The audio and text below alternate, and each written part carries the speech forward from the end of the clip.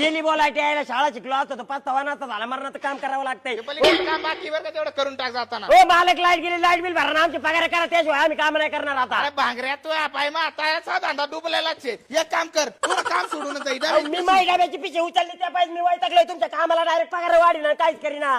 भिकारड्या काही गरज नाही तू. अहो मला काय सांगू अक्षरशः त्या डॉक्टरला मी बिल नाही दिलं त्याच्यानी सुद्धा नाही काढली पगार वाढवा ना थोडा. Get out in the hell duffer Gopi. हायला डपर गोपी म्हणजे चांगला पगार वाढवणार तिथे मालक मग बसू काय पर्याय. भांगऱ्या तुला निघ म्हणलंय इंग्लिश मध्ये चल भावळा.